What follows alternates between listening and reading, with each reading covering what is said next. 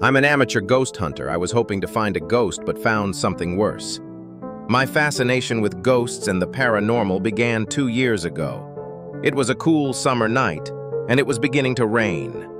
Me and my friends, Dan and Todd, were walking back home from a night on the town, which isn't saying much as we live in a small Minnesota town with a population of 1,400 people. We were walking down Roosevelt Street despite Dan's protest.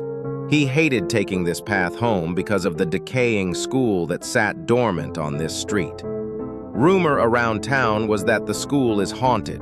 People say they have heard screaming and wailing from the school at night, but Todd says it's all bullshit. It's a large modern brick building standing 2 floors tall and takes up the entire block.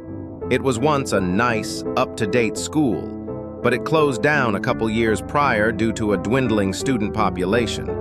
A year later, it was bought by an old mechanic in town, and he intended to renovate it into a hotel, but the city said the school was on the verge of being condemned due to the West Wing's 2nd floor being on the verge of collapse. So now it sits nearly empty. The mechanic, Charlie, lives alone in the school and works out of the old auto shop room, so his investment wouldn't be a complete waste. Charlie denies the claims of the school being haunted.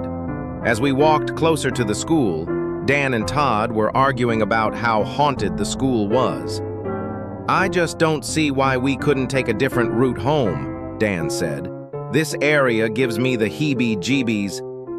"This is the fastest route home, and I'm not trying to get caught in the rain," Todd replied.